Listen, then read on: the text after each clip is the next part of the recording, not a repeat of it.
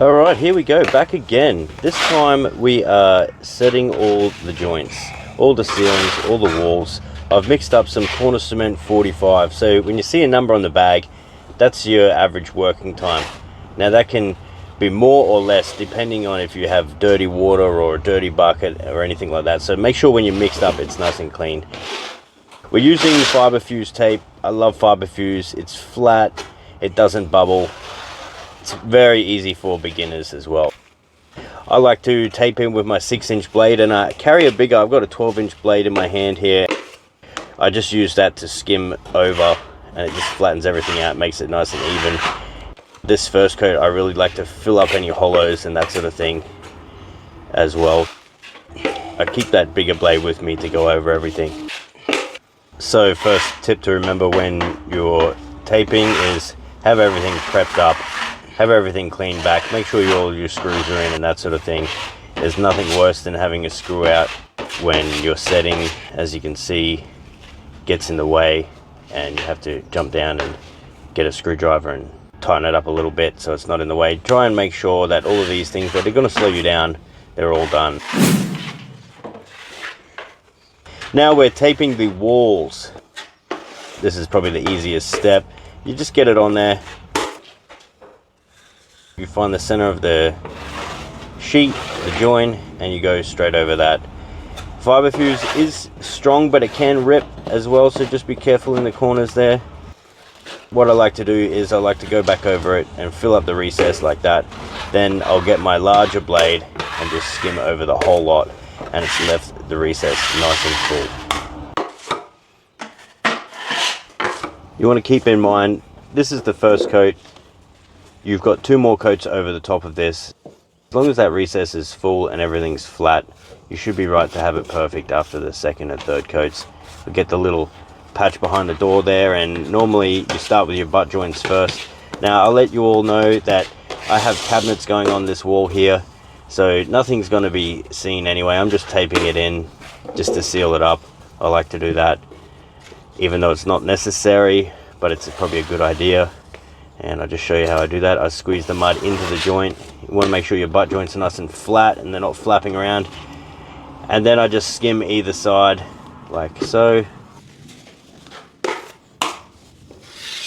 And then I'll use my bigger blade to go over the whole lot, and that's left the first coat nice and flat.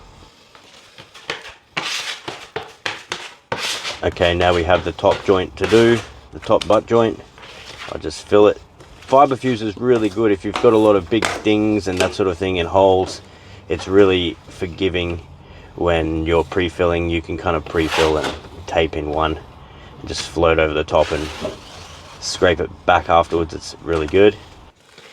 We will be filling up the top joint later. We'll be putting a bulkhead around the top of the cabinet, so that won't be in the way.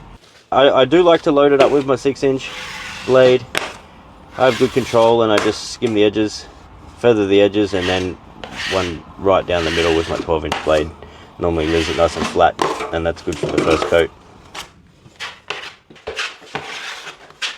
Some people don't even bother taping behind cabinet walls, but I like to do it, and I thought it'd be a good opportunity to show you guys in this series a couple of nice joints to coat as well. And this, well, I'm using corner cement. It's very strong, very strong. It sets like a rock. It's one of my favorite products. I use it for pretty much everything: taping, second coating, corners. It's just a really good all-round product, and you can use it right till the end as well. It's good working time. I do have my preferred brands of corner cement as well, but I'm not going to go into what brands are my favorite right now. Got a little bit of a lump behind the tape. Not that it's going to matter because cabinets are over that, but I'll give it a little knock and keep going. If you're ever losing the center of the sheet, just wipe some mud away so you can see the center of the sheet, because you want that tape roughly down the center.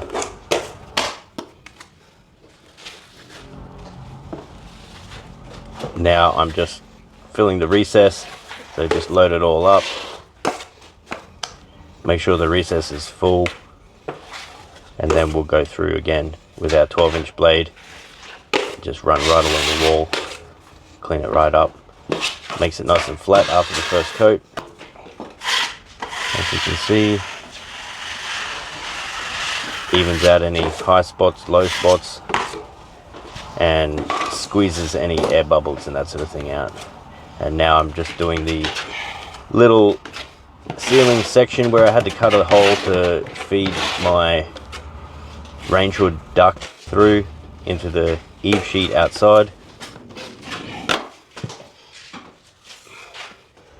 Most of this is all going to be covered. Actually, this area here won't be covered, so, but it doesn't matter. You've got 2 coats over the top, just as long as you leave it nice and flat afterwards, and that's all good. Probably have to remove the rest of that cornice as well. Can't get this cornice anymore, so we might have to pick some new stuff up and just leave it flat. Definitely like to use my large blade after, if I'm ever joining any sheets or doing any repairs. I like to use my large blade and it just floats over it nice. And these blades, they're quite expensive now, and we've just heard that there's going to be another price increase here in Australia. Everything's going up between 7 and 9%. I mean, everything, compounds, sheet, everything like that. So we just keep getting price rises every quarter. I'm just screwing this switch out of the way so I can do this joint, and we've got a big butt joint there on the right to do as well. So we're about 15 minutes in now, and the compound is still pliable, but it does start to set up after about 30 minutes. You can keep going for most of the time. Like I said, it's a really good product. I'll tell you what I'm using. This is the CSR Corner Cement 45. It's one of my favorite mixes. And just make sure there's compound below the tape. It's not like paper. If you leave a little bit of wall that doesn't have mud behind it and you put paper over it, it will bubble as well. So you'll have to fix that. But Fiberfuse, the compound kind of squeezes through it, so I really like it. It never bubbles. Just be careful down the bottom. Make sure it's all bedded. I'll be getting skirting boards put in, or baseboards put in the bottom. And that's nice. Make sure it's in the center of the joint. You can also get Fiberfuse, which is a bit wider as well. Actually, come to think of it, I don't think I've used paper tape in quite a while. I think the last time I used paper tape was when I actually ran out of Fiberfuse and I had to tape. I really don't like using paper after I've used Fiberfuse. And you want to make sure this is finished nicely. The second coat is going to be, this is about 12 inches wide. Second coat is going to be about 24 inches wide, and then the third vinyl top coat is going to be a little bit wider than that. Sanded nicely, undercoated, and you'll never know. There's not going to be any cabinets on the walls here or anything like that, so you're going to see this. It does want to be perfect by the time you're finished as well.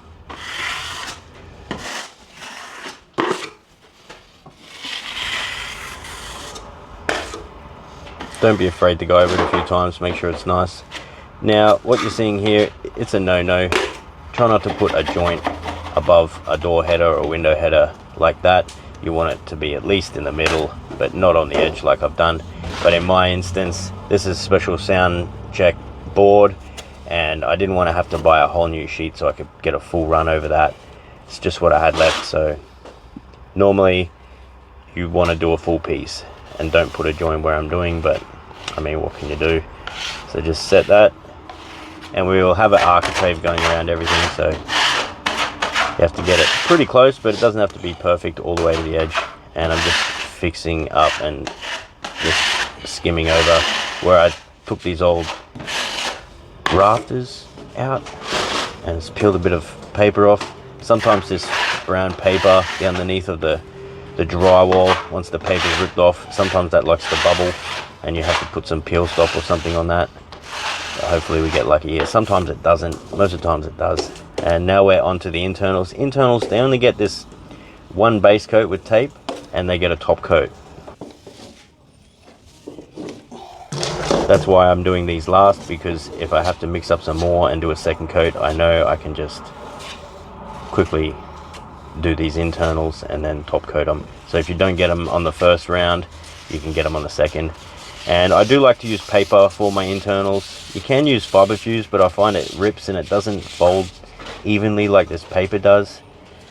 So it's a good idea to also prepare all your paper and fold them before you've done any mix up, because it can take a bit of time each time you do that.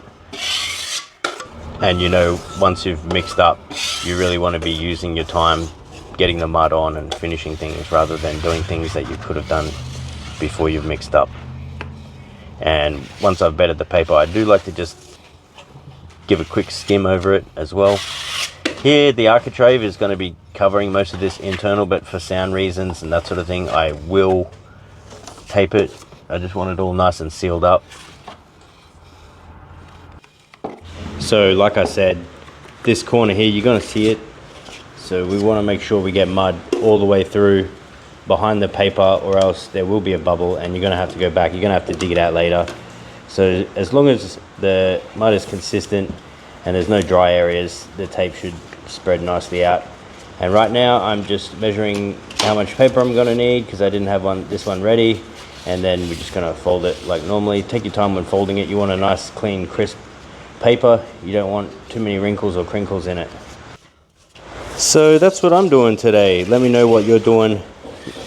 Let me know what you're working on down below. Let me know how you found the video.